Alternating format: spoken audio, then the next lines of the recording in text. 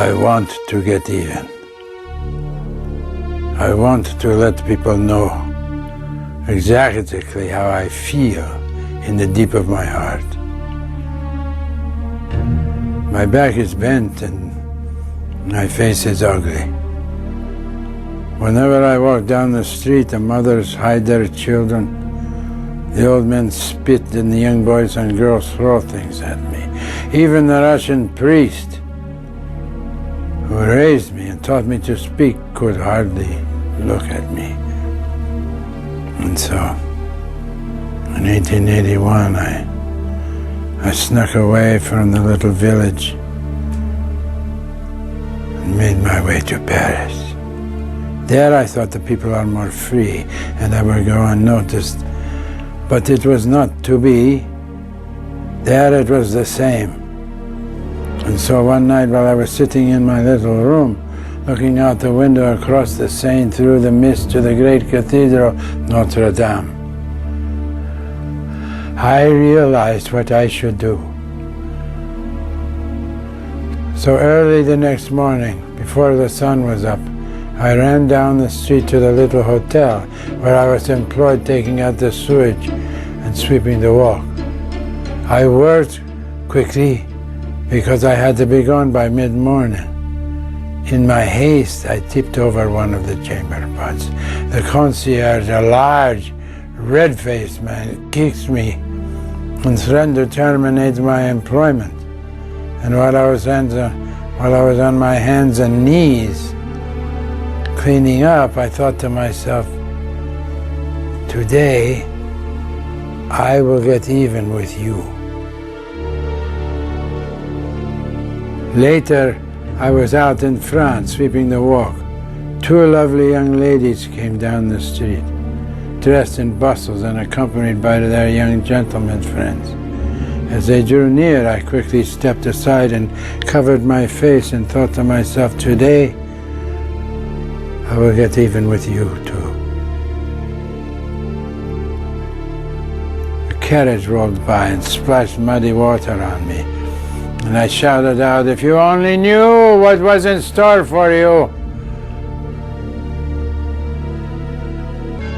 The chimes from the great cathedral rang out, and I knew I had not much time. I ran back to my little room, hardly hearing the curses of some people I bumped into along the way. I was singing to myself, you will see, you will see. In my room, I washed very carefully. Then I put on my best jacket to hide the holes in my shirt. Then I ran out, across the street, across the bridge, and out into the great square before the cathedral. It was teeming with people, all beautifully dressed and talking just the right tones of solemnity. I watched as they filed in the cathedral and thought to myself, very soon now, you will know how I feel. I ran down along the side of the cathedral under the great buttresses to the back, where there was a door for priests only. I went inside. It was very dark. I made my way up a circular staircase to the top, to a small balcony, where there was an organ. From here,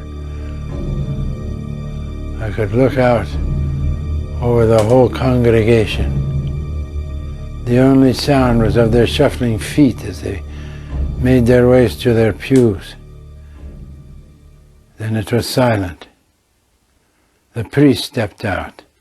As one, the people dropped to their knees and bowed their heads, and I thought, now I will show you exactly how I feel in the deep of my heart.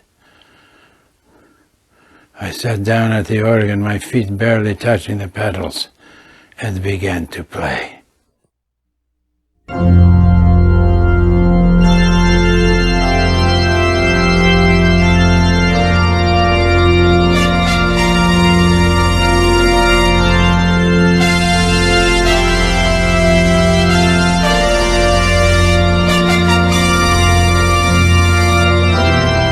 All the feelings that had been locked inside me for so long poured out of my hands and feet into the organ and out into the great cathedral.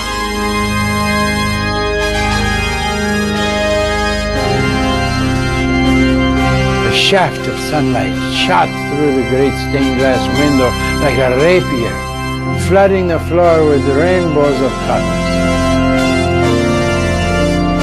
And as the ecstasy continued to flow out of me, the roof of the cathedral folded back to reveal the warm sun.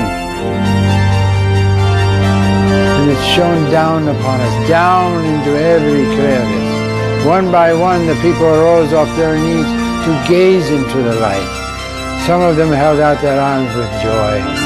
Others folded their hands in quiet prayer, and still others laughed as they had never laughed before.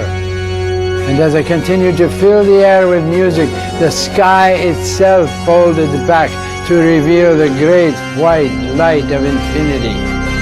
And it shone down upon us and filled us all with blinding ecstasy.